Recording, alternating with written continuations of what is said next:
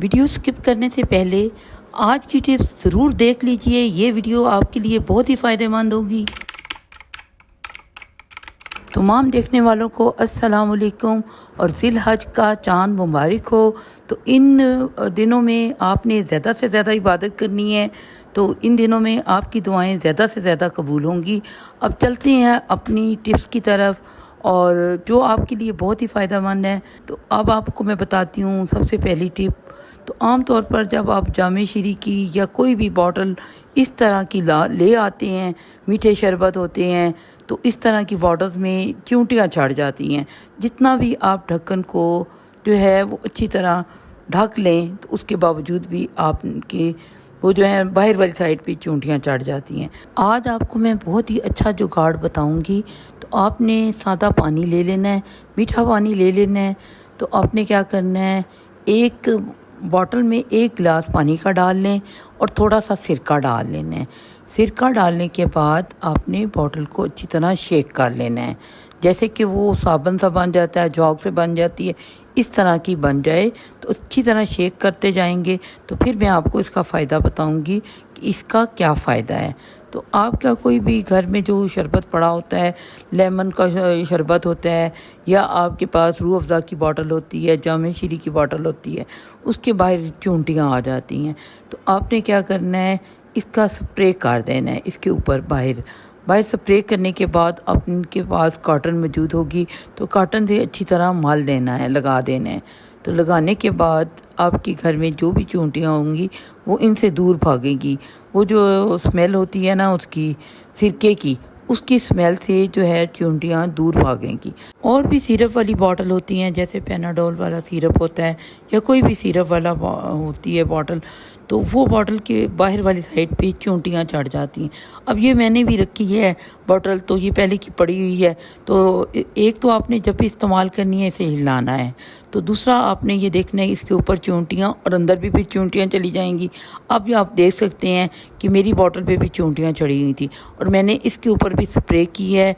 और स्प्रे करने के बाद इसके ऊपर भी आपने कॉटन से सारी तरफ आपने अच्छी तरह लगा देना है।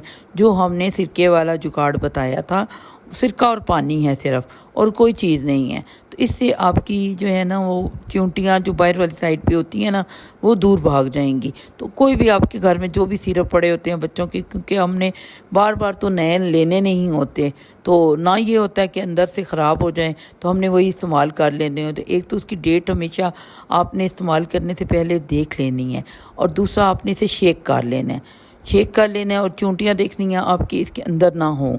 अभी अगली टिप से जाने से पहले जल्दी से चैनल को सब्सक्राइब कर दें।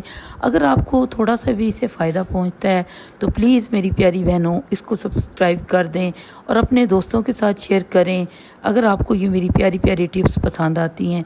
अब हम चलते हैं अपनी नेक्स्ट टिप की तरफ। ये भी आपके लिए बहुत ही फ़ायदेमंद है।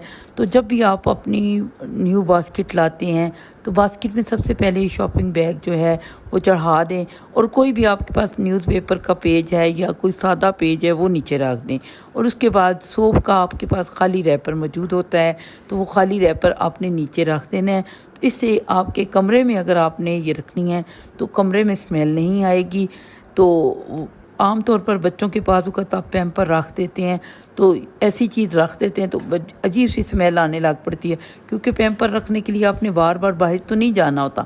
ये बास्केट आपके रूम के लिए जो है बहुत ही फ़ायदेमंद है। ये ऊपर वाला जो मैंने कैप बनाया है ये भी मैंने खुद ही बनाया है। तो इस तरह का कैप बनाना मैंने आपको पिछली वीडियो में दिखाया है, तो अगर आपने नहीं देखा तो प्लीज़ देख लीजिए। इस तरह के छोटे छोटे जुगाड़ जो हैं आप घर में खुद लगाया करें।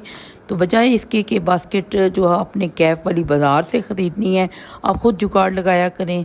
ये आपके लिए बहुत ही सस्ते भी होते हैं और आपके बहुत ही फ़ायदे भी होते हैं इससे, क्योंकि इतनी महंगाई के दौर में आप बार बार हर चीज़ बाज़ार से लेने जाएं तो बहुत ही मुश्किल होती है।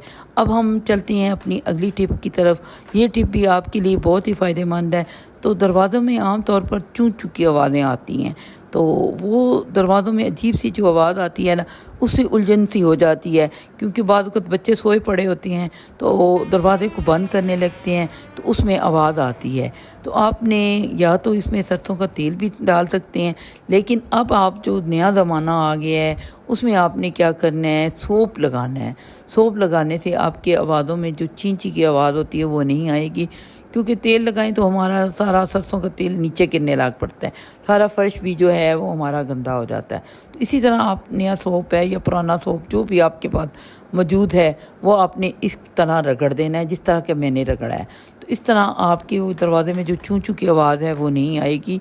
अब हम अपनी अगली टिप की तरफ चलते हैं, ये भी आपके लिए बहुत ही फ़ायदेमंद है। तो आम तौर पर हमारे घरों में कैंचियाँ पड़ी होती हैं, तो हम लोग जल्दी जल्दी करते हैं, कैंची जो है वो हो जाती है, ज़ंग आलूद हो जाती है। तो पुराने सीज़र को ज़ाहिर है ज़ंग लग जाता है, लोहे को तो बहुत ही जल्दी ज़ंग लग जाता है। तो आज मैं आपको एक ऐसा तरीका बताऊंगी जिससे आपके ये ज़ंग आलूद के जो सीज़र है ना वो भी न्यू लगने लग पड़ेंगी। तो आपने एक बाउल में पानी लेना है, पानी को नीम गर्म कर लें तो बहुत ही फ़ायदेमंद है।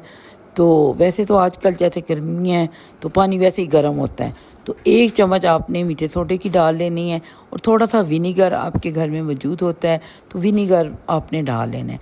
विनीगर और मीठे सोडे को दोनों को मैच कर लेना है। तो इसमें क्या करना है, आपने सीज़र को डिप करके रख देना है। आधे घंटे के लिए आपने इसको डिप करके रख देना है। तो डिप करने के बाद आपकी सीज़र जो है आप देखेंगे कि पहले आप चम्मच से शेक कर देना है। शेक करने के बाद आपने इसमें सीज़र जो है डिप करनी है।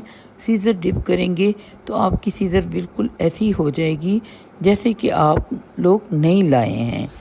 तो आप लोग छोटी छोटी चीज़ों को बजाय नहीं लेने के तो आप खुद ही कुछ जुगाड़ लगाया करो और अपनी पुरानी चीज़ों को नया कर लिया करो। इनको तेज़ करने का भी मैंने आपको तरीका बताया था। तो ये पुरानी हो जाएं तो ये बहुत ही काटने का इनको बहुत ही मुश्किल हो जाती है। तो ये भी मैंने आपको तरीका बताया था, और अब मैं आपको साफ़ करने का तरीका बता रही हूँ।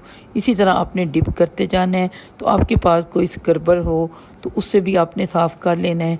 अगर आप स्क्रबर ना भी यूज़ करें तो इसको डिप करते जाएंगे तो आपकी ये जो सीज़र है वो साफ़ हो जाएगी। तो ये आप देख सकते हैं।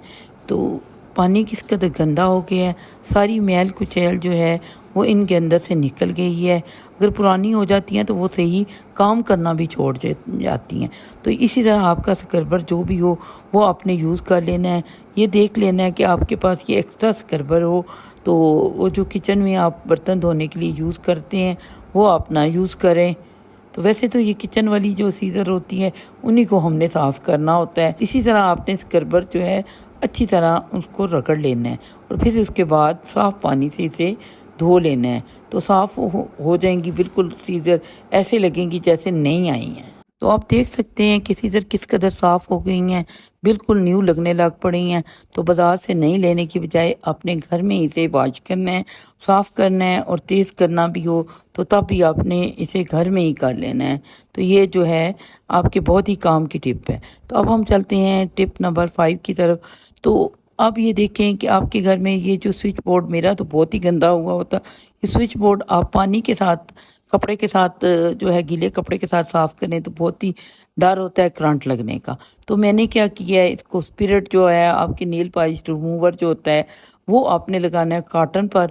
तो इस बोर्ड पर आपने लगाने के बाद हल्का हल्का इसे मलते जाना है, और जो जगह भी रह जाती है वो आपने इसे साफ़ कर देना है कॉटन की मदद से।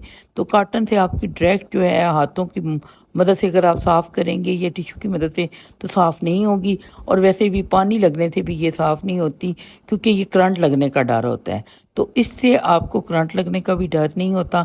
तो ये जो है ना इसी तरह आपने साफ़ करते जाना है। तो इस तरह मेरे स्विच बोर्ड तो बहुत ही गंदे थे, तो ये जो हैं साफ़ हो गए हैं। ये देख सकते हैं अब किस कदर ये मैल जो है इसमें से निकली है। तो सारे जो हैं स्विच जो हैं वो साफ़ हो गए हैं। अगर अभी तक आपने मेरे चैनल को सब्सक्राइब नहीं किया तो जल्दी से सब्सक्राइब कर दें, लाइक कर दें, छोटा सा कमेंट्स भी कर दें। इससे आपकी बहन खुश हो जाएगी। अल्लाह हाफिज़।